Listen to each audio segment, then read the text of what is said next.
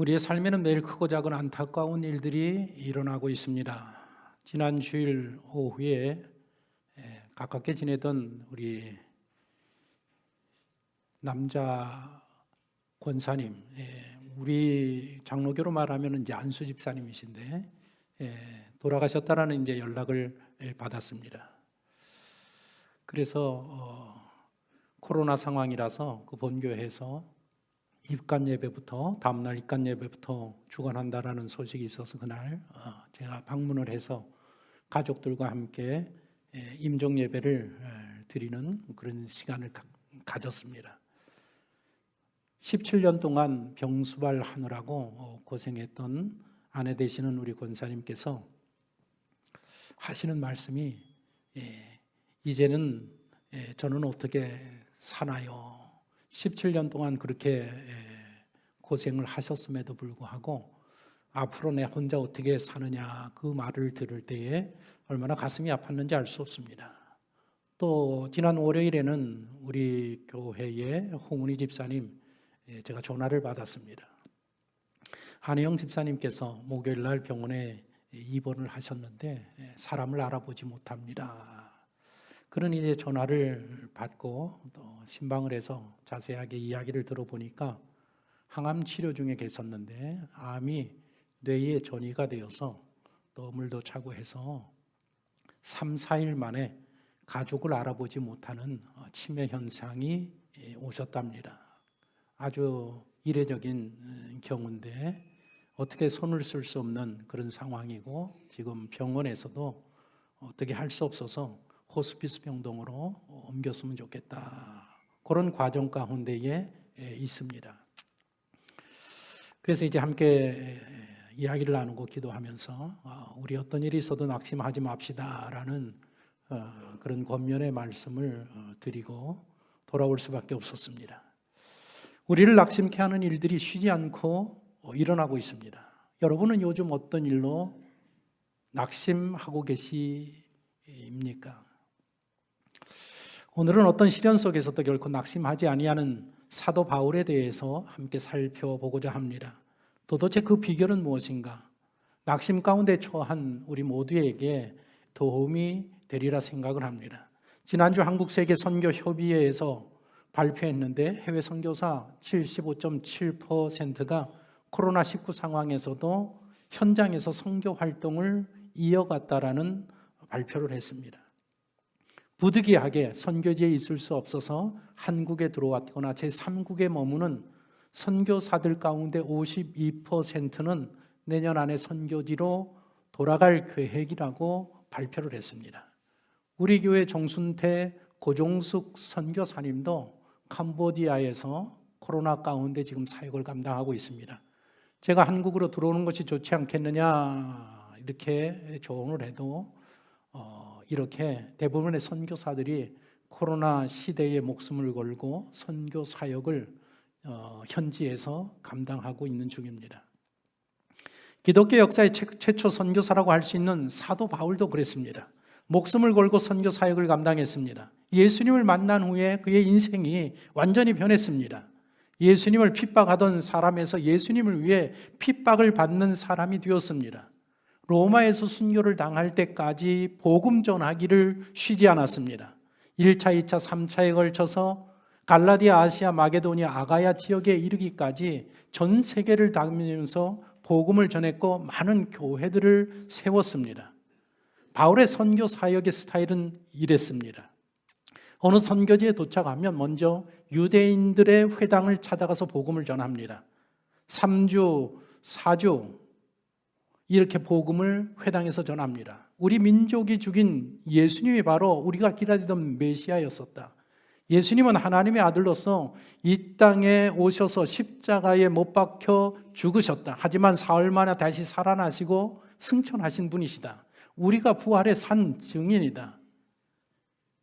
예수님이 우리의 구원자이시고 길이요 진리요 생명이 되시는 분이시기에 예수님을 믿어야 영생을 얻을 수 있습니다 라고 복음을 전했습니다.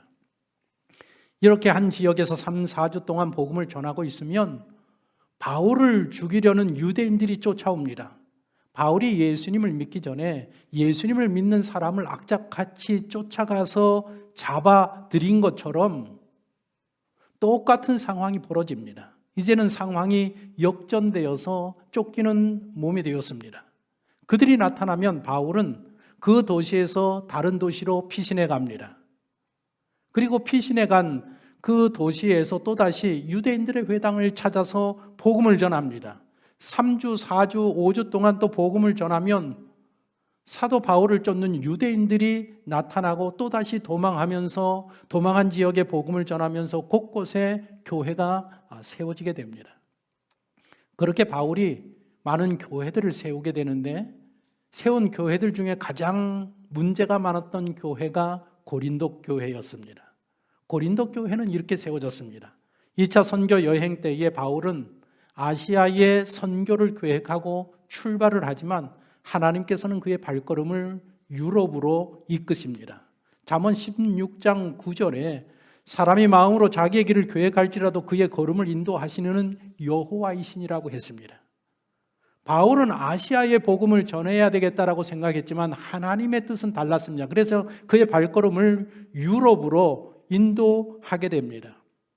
유럽의 첫 성인 빌립보에 복음을 전하고 거기에서 데살로니가로 가고 데살로니가에서 복음을 전하고 또 베레아에 가서 복음을 전하는 중에 베레아에서 이제 유대인들이 사도 바울을 암살하기 위하여서 찾아오고 있다라는 정보를 입수하고 바울은 급하게 동료들을 남겨놓고 아테네, 그리스 아테네로 피신을 합니다. 얼마간 그곳에서 혼자 복음 전도를 하다가 고린도로 이동을 하게 됩니다. 고린도에 도착했을 때 바울은 신앙 좋은 아굴라와 브리스길라 부부를 만나게 됩니다. 이들 부부는 로마에 살다가 이제 이 고린도로 이사 온 사람들인데 로마의 황제가 이 유대인들이 하도 속을 썩이니까 골치 문제를 많이 일으키니까 유대인들은 다 로마에서 떠나라. 이 추방령이 내려져서 그 추방령을 받고 고린도로 이주한 그런 신앙 좋은 부부였었습니다. 이들 부부도 사도 바울처럼 천막을 만들면서 사는 사람들이었었는데 고린도에서 신앙도 같고 직업도 같은 이들 부부를 만나게 되면서 같이 생활을 하게 됩니다. 같이 생활하던 중에 마게도냐에 머물고 있던 디모데와 실라가 바울에게 합류를 하면서 본격적으로 고린도에서 사역을 펼치게 됩니다. 디도 유스도라는 그 사람의 집에서 모여서 예배를 드리면서 고린도 교회가 그렇게 개척이 됩니다. 고린도는 아가야 지방의 수도였었습니다. 고린도는 지중해 연안의 해상 교통 중심지로 무역상들이 많이 모였고 사람들이 많이 모여드는 그런 곳이고 고대의 운동 경기가 올림픽 경기가 열리던 그런 대도시였었습니다. 또한 성적으로 많은 사람들이 장사하는 사람들이 모여드는 곳이기 때문에 성적으로 굉장히 문란한 도시였었습니다. 고린도의 가장 높은 산 위에 아프로디테 신전이 있었는데 그 신전에 종교적인 매춘을 조장하는 1000명의 매춘녀들, 사제들이 1000명이나 있었습니다. 그래서 철학자 플라톤은 매춘부를 부를 때에 고린도 소녀라고 부를 정도로 고린도는 성적으로 문란한 지역이었었습니다. 역사가 요세푸스도 고린도에는 세계 각지에서 원정 매춘하기 위해서 온 사람들이 많았다라고 기록을 남기고 있습니다.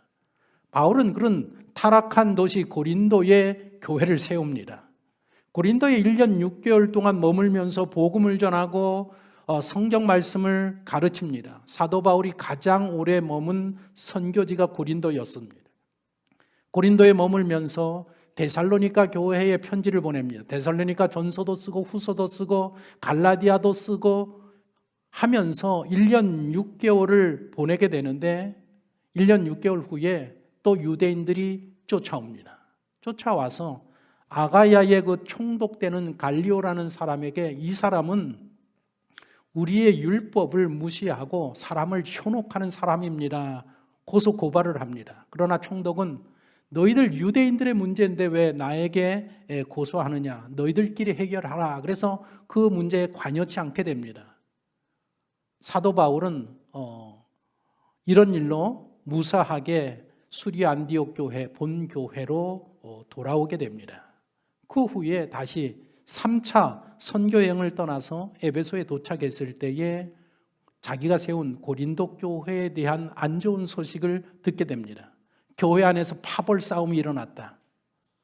성범죄 문제가 발생하고 있다. 성도 간에 소송이 진행되어져 가고 있다.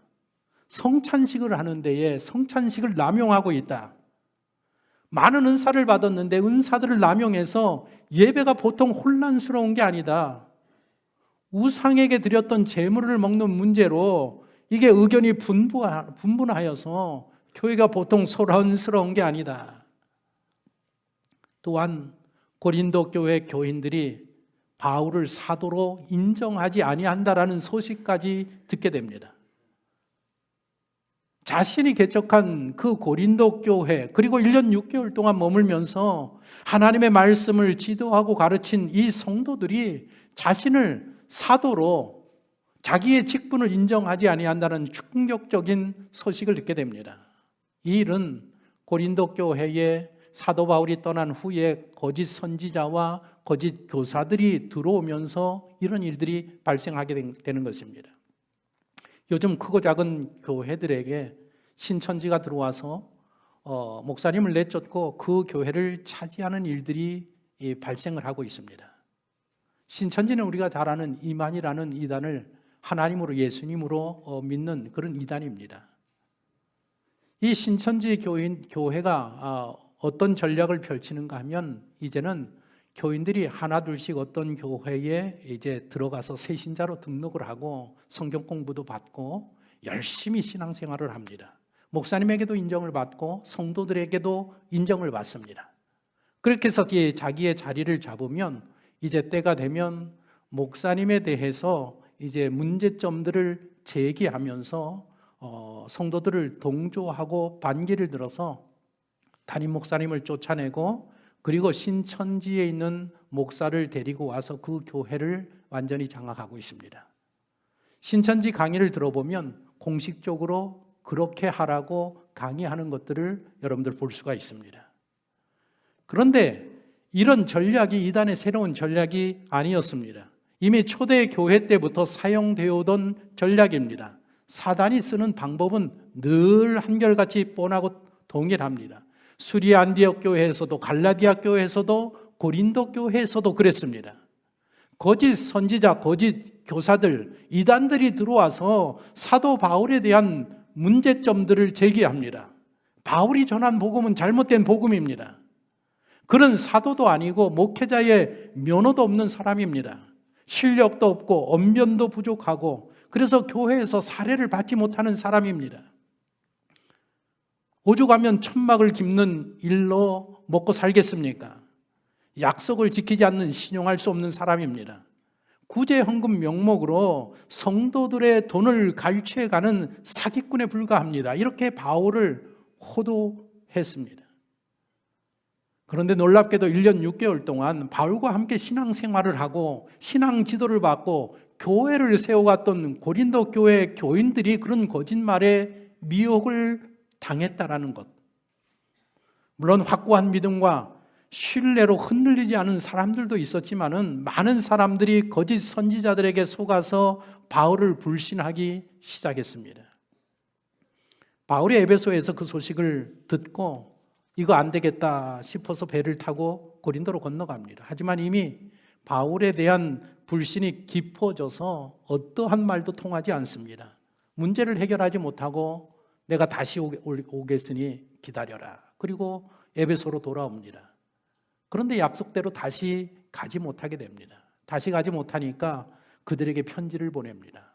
눈물을 흘리면서 자기가 어떻게 개척했고 어떠한 마음으로 너희들을 지도하고 어떻게 너희들을 사랑하고 어떻게 예수 그리스도의 복음을 전했는지 눈물을 흘리면서 편지를 써서 보냅니다. 그것은 눈물의 편지라고 합니다. 고린도전서와 고린도후서 중간에 썼던 편지인데 이 편지는 유실되었습니다. 그 편지를, 눈물로 쓴 편지를 디도가 전달을 했는데 그 편지를 통해서 고린도 교회 성도들의 많은 오해가 풀리고 바울을 신뢰하게 되었다라는 소식을 디도를 통해서 듣게 됩니다. 그 좋은 소식을 듣고 기록한 성경이 오늘 우리가 함께 교독한 고린도 후서입니다. 바울에게 있어서 가장 속상한 문제는 자신의 사도직을 문제 삼는 부분입니다. 오늘 본문 1절을 보십시오. 그러므로 우리가 이 직분을 받아 긍휼하심을 입은 대로 낙심하지 아니하고, 거짓 선지자들과 거짓 교사들이 말했습니다. 우리가 받은 추천서를 보십시오. 우리는 예루살렘 교회가 인정한 사람들입니다. 하지만 바울에게서 이런 추천서를 보신 적이 있습니까? 그는 사도가 아닙니다. 그는 가짜입니다. 바울은 이 문제에 대해서 오늘 본문에서 뭐라고 대답하는가 하면, 내가 받은 사도직은 하나님으로부터 받은 것입니다. 하나님이 나를 긍휼히 여겨서 내게 주신 직분이기 때문에 누가 나에게 무슨 말을 해도 나는 낙심하지 않습니다 라고 기록을 하고 있습니다. 사도 바울은 자기가 누구인지 자기에 대한 정체성이 아주 분명했단 말입니다. 교회에 분란이 생기면 가장 먼저 문제를 삼는 것이 목회자의 직분에 대한 문제를 삼습니다. 우리 교회도 그러지 않았습니까? 우리에게 분란이 생겼을 때에 저에 대한 이 목사직이 가짜 목사라고 제기를 해서 우리 노회와 우리 총회에서 재조사를 다 했습니다. 저는 유학 중에 미국에서 목사 안수를 받고 한국에 들어왔습니다. 그래서 이 교단에서 이 가짜 목사라는 이것 때문에 제가 다닌 학교와 제가 소속되어 있는 노회에 다 수소문을 해서 제 뒷조사를 다 하는 그런 일들이 있었습니다. 그때 제가 얼마나 분노하고 얼마나 실망하고 얼마나 배신감을 느꼈는지 알 수가 없습니다. 사도 바울이 그랬을 것이라고 저는 생각을 합니다. 우리 모두는 직분을 받은 사람입니다. 목사로, 장로로, 집사로, 권사로, 교사로, 찬양대원으로, 봉사자로, 찬양팀으로 직분을 받은 사람들입니다. 그런데 그 직분을 누구로부터 받았느냐? 하나님으로부터 받았습니다. 그래서 내가 받은 직분을 가지고 누가 뭐라고 해도 낙심할 필요가 없다라는 것입니다. 하나님이 내 직분을 인정하시기 때문입니다. 바울은 하나님으로부터 사도직을 받았기 때문에 자신에 대해서 누가 어떤 말을 해도 어떤 일을 해도 자신은 낙심하지 않는다라고 고백하고 있습니다. 여러분들 교회에서 직분을 받아서 좀 열심히 일해 보십시오. 칭찬하는 사람, 감사하는 사람, 격려하는 사람들도 있지만 뒤에서 이렇다 저렇다 말하는 사람들이 얼마나 많은지 알 수 없습니다. 사람들은 그런 사소한 말조차 듣기 싫어서 적당히 하라, 적당히 하라는 조언을 합니다. 너무 적극적으로 너무 교회 일에 열심히 하지 말고 중간 정도만 하라. 직분을 받아서 하나님의 일을 하면서 하나님을 보는 게 아니라 사람들을 보고 일하기 때문에 시험 들고 실족하고 교회를 떠나는 일까지 발생합니다. 바울은 어떤 사람이 어떤 말을 해도 나는 낙심하지 않습니다. 왜냐하면 하나님이 주신 직분이고 하나님이 나를 인정하시기 때문에 나는 결코 낙심하지 않습니다. 이게 바르고 옳은 신앙인 것입니다. 이런 직분자가 되시기를 권면합니다. 바울은 2절에서 계속해서 자신을 변호하는 말을 하고 있습니다. 나는 이 직분을 감당하는 데 있어서 양심에 꺼리끼는 일을 한 적이 단 한 번도 없습니다. 나는 숨은 부끄러운 일을 다 버렸습니다. 다른 사람들처럼 실리를 추구하고 내가 출세하기 위하여서 이 직분을 감당하는 것이 아닙니다. 나는 속임으로 행하지 아니하였습니다. 교활하고 간계함으로 내가 이 사명을 감당하는 것이 아닙니다. 그리고 나는 하나님의 말씀을 혼잡하게 하지도 아니하였습니다. 여기 혼잡이라는 단어는 상품을 속여서 파는 행위를 뜻하는 단어입니다. 요즘 사과철입니다.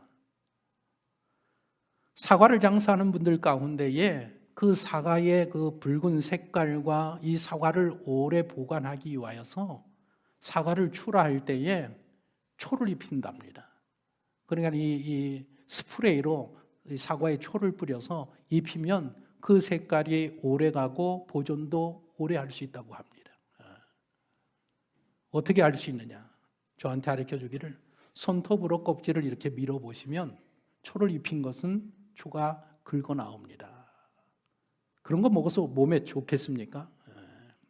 여러분들도 앞으로는 사과를 살 때 한번 이렇게 검증을 해 보십시오. 바로 그것이 혼잡입니다. 예수 그리스도의 복음만을 전했지 내가 이 하나님의 말씀을 혼잡하게 하는 그런 행동을 한 적이 단 한 번도 없습니다. 나는 양심에, 내 직분을 감당함에 있어 양심에 부끄러운 일을 한 적이 없습니다.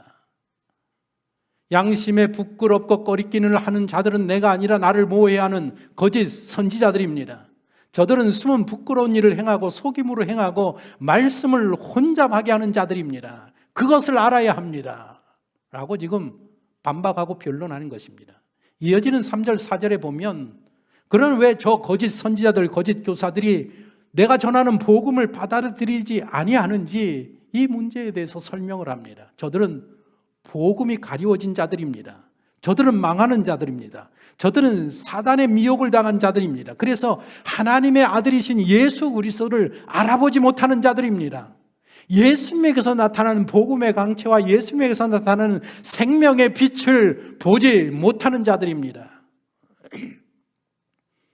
사도 바울은 예수 그리스도를 구주라고 단순한 복음을 전했습니다.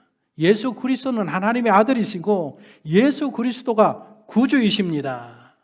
그런데 저들의 눈이 가리워져서 그 사실을 듣지 못하고 분별하지 못하고 알아보지 못하고 있다. 저들이 그렇게 된 것은 저들 마음 가운데에 사단이 혼미케 하는 역사를 하였기 때문에 아무리 예수 그리스도의 복음을 들어도 예수 그리스도를 보지 못하는 자들이 되었다라고 이야기하고 있습니다.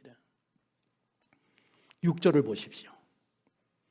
어두운 데 빛이 비치라 말씀하셨던 그 하나님께서 예수 그리스도의 얼굴에 있는 하나님의 영광을 아는 빛을 우리 마음에 비추셨느니라. 태초에 하나님이 천지를 창조하실 때에 빛이 있으라 말씀하시니까 빛이 생겼습니다. 그리고 우리를 창조할 때에 그 빛을 볼 수 있는 눈을 창조하셔서 우리는 만물을 보게 되었습니다. 그것처럼 예수 그리스도를 이 땅에 보내면서 예수 그리스도를 통해서 하나님을 알 수 있는 그 빛을 우리의 마음에 비춰 주셨다라는 것입니다. 그래서 사람들은 예수 그리스도를 통해서 누구를 아느냐? 하나님을 알 수 있습니다. 예수 그리스도를 알아야 하나님이 어떤 분이신지 알 수 있는 것입니다. 예수 그리스도를 통하지 아니하고는 하나님을 알 수가 없는 것입니다. 그런데 저들의 눈이 가리워져서 예수님을 제대로 알아보지 못하고 복음이 무엇인지를 알지 못하는 그런 사람들이 되었노라고 설명하고 있습니다. 바울은 7절에서 하나님은 나 같은 질그릇 같은 연약한 우리를 사용합니다라고 이야기합니다. 7절을 보십시오. 우리가 이 보배를 질그릇에 가졌으니 이는 심히 큰 능력은 하나님께 있고 우리에게 있지 아니함을 알게 하려 함이라. 질그릇은 값싸고 흔하고 깨지기 쉬운 그릇입니다. 거짓 선지자, 거짓 교사들은 바울은 하찮은 존재다, 질그릇 같은 존재라고 무시를 했습니다. 여기에 대해서 사도 바울은 그렇습니다. 나는 질그릇 같은 존재입니다. 그러나 내 속에는 세상에서 가장 귀한 보배를 가지고 있습니다. 내가 귀한 것이 아니라 내가 품고 있는 이 예수 그리스도의 복음이 귀한 것이라고 말하고 있습니다. 바울은 고린도전서 1장 26절에서 29절에 이런 말을 했습니다. 보십시오. 우리 한번 교독해 보겠습니다.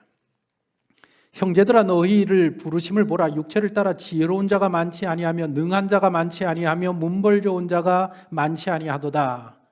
그러나 하나님께서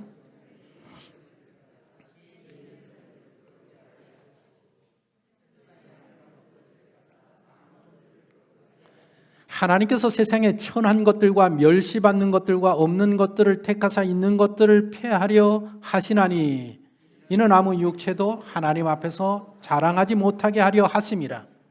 우리는 저들이 말하는 것처럼 지혜롭지도 능하지도 문벌이 좋은 것도 아니다. 우리는 미련하고 약하고 천하고 멸시받고 없는 자들이다. 그러나 우리가 믿고 전하는 예수 그리스도는 보배 중에 보배입니다. 지르것 같은 우리가 고통으로 환난으로 깨지고 부서지면 부서질수록 우리 속에 계신 예수 그리스도의 영광의 빛이 드러나는 것입니다. 그러면서 우리 속에 계신 예수 그리스도로 말미암아 우리는 어떤 상황에서도 낙심하지 아니하고 결국에는 승리할 것입니다. 사방으로 우겨쌈을 당하여도, 답답한 일을 당하여도, 박해를 받아도, 꺾으림을 당하여도 그 모든 것들을 우리는 이겨내고 마침내 승리하게 됩니다. 몹시 괴로운 일을 당해도, 무엇을 해야 할지 어떻게 해야 할지 몰라도, 당황스러워도, 핍박을 받아도, 가장 낮은 곳에 던져짐을 당해도 우리는 낙심하지 아니하고 일어나고 승리합니다. 왜냐하면 그 모든 고난을 이겨낼 복음의 능력이 우리 속에 있기 때문입니다. 그래서 우리가 고난당하면 당할수록 우리 속에 있는 하나님의 영광이 더 크게 드러나게 된다는 것을 설명하고 있습니다. 토요일마다 우리가 줌으로 성경 공부를 하고 있습니다. 웨스트민스터 신앙 고백서로 공부를 하지 않습니까? 어제 마침 성도의 견인에 대해서 공부를 했습니다. 성도의 견인이라는 것은 예수 믿고 구원받은 사람들은 천국에 들어갈 때까지 어떤 어려움과 어떤 시련도 굳게 참고 견뎌낸다라는 것이 성도의 견인입니다. 그런데 우리가 공부를 하면서 함께 나눈 게 무엇인가 하면 우리의 의지로 참고 견뎌내는 것이 아니라 천국에 이를 때까지 어떤 시련과 환난과 역경이 있어도 하나님의 사랑이 나와 함께하고 예수님이 나를 도와주시고 성령이 나를 도와주시고 하나님의 말씀의 능력이 나와 함께하고 하나님의 약속의 은혜의 언약이 있어서 우리는 어떤 시련도 굳게 참고 견뎌내며 반드시 구원에 이르게 된다는 것입니다. 그게 우리가 믿는 신앙 고백입니다. 오늘 본문, 이어지는 본문 13절에서 바울은 자신들의 믿음을 다윗의 믿음과 동등하다라고 예를 들면서 설명을 합니다. 본문 13절 보십시오.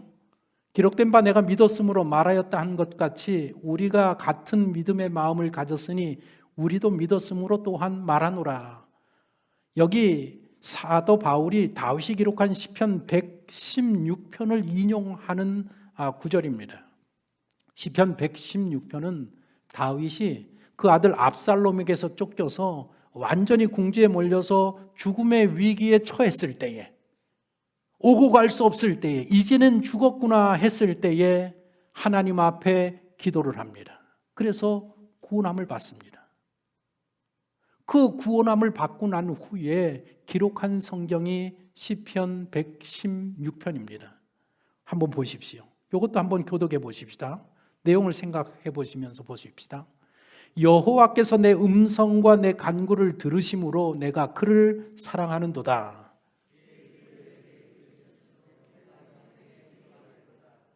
사망의 줄이 나를 두르고 수월의 고통이 내게 이름으로 내가 환난과 슬픔을 만났을 때에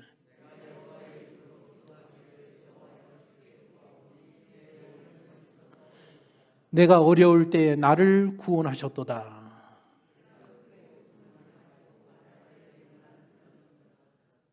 여기 보면 압살롬에게 쫓겨서 완전히 포위당해서 죽음의 위기 가운데 있을 때에 하나님 앞에 기도했다라는 것입니다. 사망의 줄과 수월의 고통이 나를 완전히 두르고 쌓였을 때에, 환난과 슬픔을 당하였을 때에 내 음성과 내 간구를 들으시는 하나님 앞에 기도했다라는 거. 어떻게 기도했느냐? 하나님께서 이 환난에서 나를 건져 주실 줄로 믿고 기도했더니 내 믿음대로 구원해 주셨다라는 것입니다. 환난 가운데 있습니까?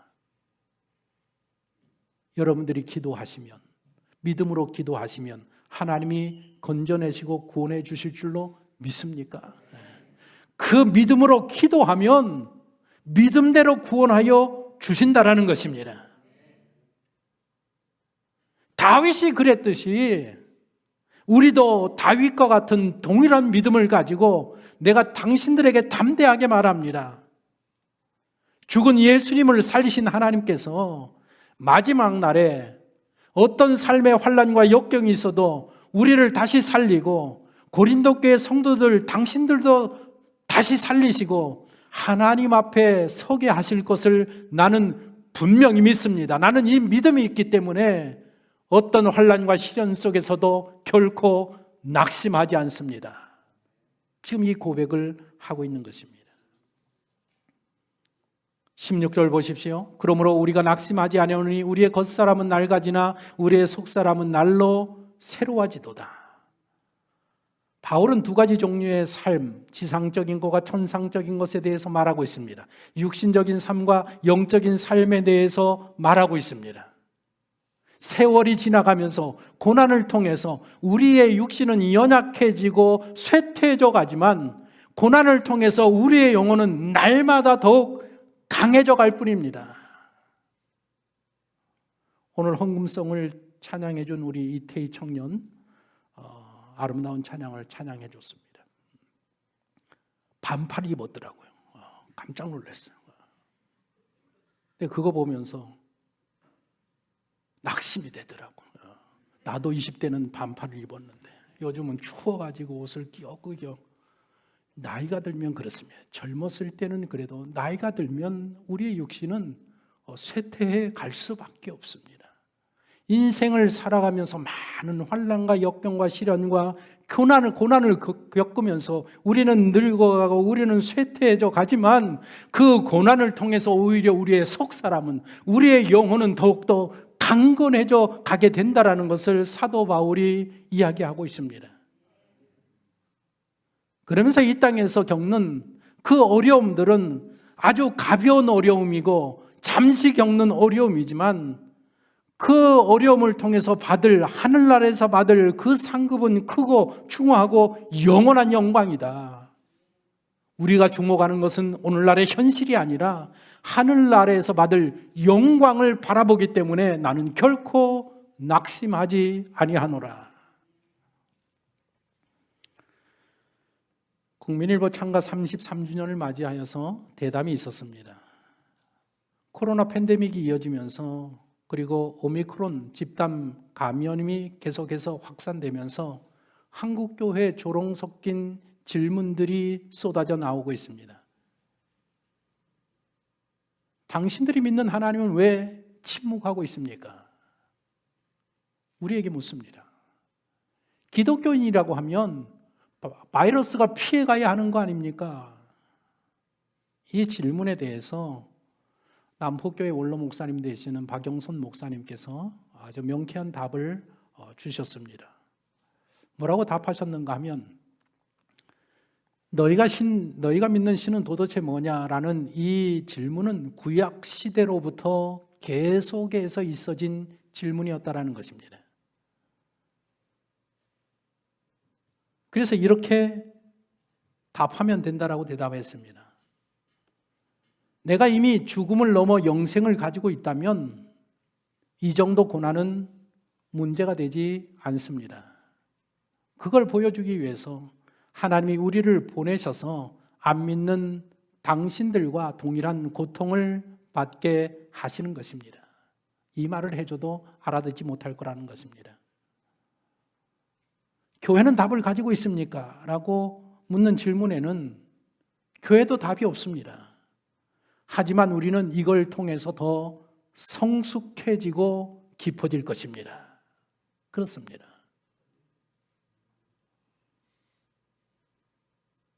그리고 고난 속에서도 하나님이 일하고 계시다라는 것을 아는 사람들이 바로 우리 성도들입니다.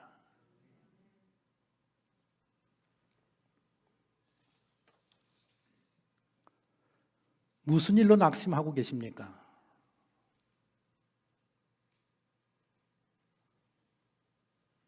하나님께서 당신을 인정하십니다.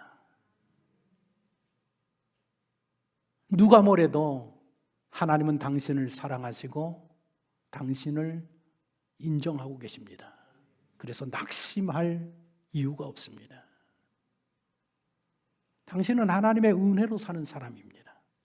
어제도 하나님의 은혜로 살았고 오늘도 하나님의 은혜로 살고 내일도 하나님의 은혜로 살 사람입니다. 어떤 어려움 속에서도 하나님의 은혜가 주어지고 그 힘으로 사는 자들이 바로 당신이기 때문에 낙심할 필요가 없습니다. 이겨낼 것입니다. 그리고 현재 당신이 겪는 그 어려움이 당신을 더 영적인 사람으로 만들어 가고 있기 때문에 낙심할 이유가 없습니다. 이 한 주간